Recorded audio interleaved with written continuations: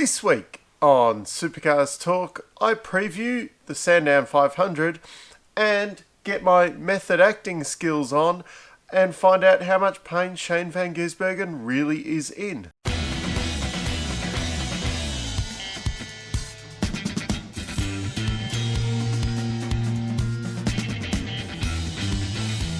I copped a bit of flack last week for not researching about collarbone injuries before talking about it on here. Hadn't been through one, so I didn't quite know about the recovery process and that. And this is no joke. I haven't actually broken my collarbone, but I did go flying off my bike, and I've destroyed the ligaments in my shoulder.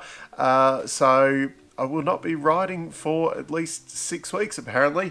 And for those of you who are concerned about the bike, it did come out of it pretty well. A rear derailleur is destroyed, but I did actually ride it home about 18 Ks. So it's not too bad. Just a new rear derailleur. It should be back up to speed. I think it's going to be healed a lot quicker than what I am. On the whole, will Shane van Gisbergen race this weekend as well? The team has been saying that he will be, and I had a lot of comments saying, oh, well, the team said that he was racing, so he must be. Of course they're going to say that. You've got to keep spirits up and things like that. They have got Garth Tander on standby, so that should give you some idea. And this happened yesterday, and the pain I'm currently in, and nothing was broken, and the thought of even putting a normal seatbelt, say, over that side, yeah. So getting hands of ice strapped into a car and that with things going on, yeah, I'd want some decent painkillers around that area. Plus also, I think with the plate in there, it takes some of the pressure off. I think I can have the option of getting a plate put in my shoulder, but apparently it will heal by itself, so I'm just going to leave it at that. There was some news this week, but not much, and you'll see by what I mean by not much. Tony D'Alberto's been confirmed at Dick Johnson Racing. I thought this was already a thing. I assume it's like when Jono Webb gets confirmed at Team Techno Sydney, Local Legends, whatever we want to call it this week. Yeah, Tony's got another drive at Bathurst with Dick Johnson Racing. I had it down in my list as a confirmed one. Still a question mark over whether Scott McLaughlin will be co-driving. It's a long way away in COVID terms, but there's still a 14-day quarantine for anyone coming back from the United States. And between finishing at Long Beach in the IndyCar racing and whatever Thursday practice at Bathurst is only 10 days. So he's not only got to fly over, serve a 14-day quarantine, and then practice.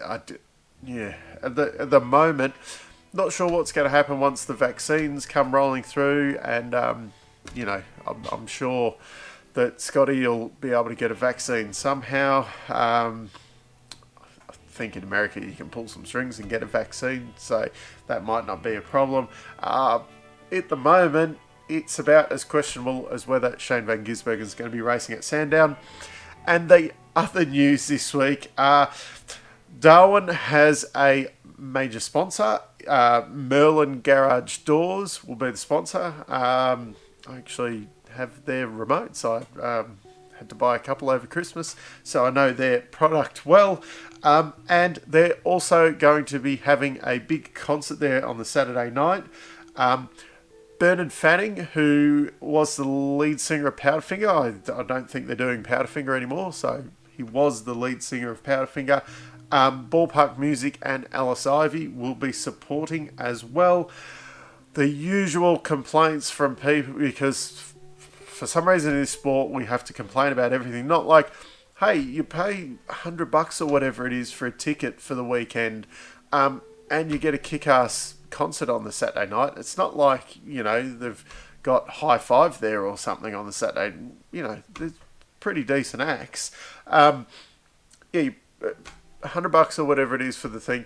Really, if you're going to go to a concert these days, it's going to cost you, 50 to, let's not get carried away with what stupid things people are paying for in America. But say a normal concert in Australia, with a normal kind of band, you're paying between 50 and $200 a ticket. So if you pay $150 for your weekend pass to watch racing, plus you get the bonus of the concert on the Saturday, that's a bloody good weekend in my opinion. Yeah, I don't know what this complaint is about. Yeah. Oh, I pay for racing. I don't want a concert. Well, don't go to the concert. Just go to the racing. It's not like you're paying, $400 or something for your ticket because there's the concert there. It's essentially getting thrown in for free. It's an awesome thing. And you might also get, I'm not sure about, these acts, but when you got like your Akadakas and Kiss, if they ever turned up and things like that, there would be people who maybe were a bit on the fence about motorsport, or just people that were just genuinely going to see the concert, but they might see a little bit of motorsport and go, hey, this is pretty cool, we might come back. And that's the whole idea of making it a bit of an event. And it drags those fence sitting people to go and experience the racing, and it's also a thing you can get families and that more involved if there's a bit more going on than just, say, taking your kids to a motor race. You can kind of take the whole family because it's a bit of an event. There is going to be some racing in Victoria this weekend. Yes, the TCR was at Phillip Island this weekend, but, it's TCR and it doesn't really count. So, our mate Chaz Mostert had a pretty good weekend, if you watched any of it. He, considering the race was 14 laps, he won by, let's just call it a lap. He was that far ahead in that wet race. I think 32 seconds over 14 laps. That was his lead over his teammate as well. It wasn't like everyone else went spearing off the track and there was, was all the good guys were taken out. Okay, Sandown. Don't bother turning up on Friday. It is a 2-day event. There will be 3 sprint races, 1 on the Saturday, 2 on the Sunday. Some practicing on the Saturday, just a couple of qualifyings and a couple of races on the Sunday. So it's hard to know which is the pick of the day if you want to, as to how much action you want to see. This is the first time we've been racing in Victoria since 2019. The last one was the Sandown 500. That was won by Lowndes and Whincup. But if you remember back, the race was dominated by Shane Van Gisbergen and Garth Tander.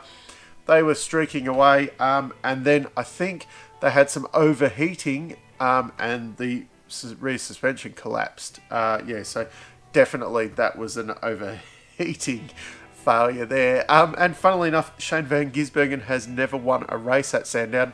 Might continue this weekend if he doesn't turn up to race. So, my tips for the weekend: if Shane Van Gisbergen doesn't race, it'll be Tander all the way. I'm not getting too carried away. I think he'll run top 10. No worries about that. I'm going to put my money on Chaz Mostert this weekend. He's coming off. They had a great Bathurst. He had a great weekend there in the TCR car. The HRT, the proper HRT, those Walkinshaw cars, traditionally they've gone well at Sandown in the past. Chaz, that's who I'm putting my money on for the weekend. Down in the comments, let me know what you think. Also, 5 points for the fastest lap in each race. This is a new thing. I think this is a pretty good thing. And also, because of the way the points are structured in Supercars, I don't think you're going to see anyone dart into the pits, bolt on some tyres and go for that specifically. So I think it just means that you will see some of the guys who are maybe in with a shot with it, just having a bit of a crack towards the end. And we might get to see some spectacular fun laps towards the end of the race.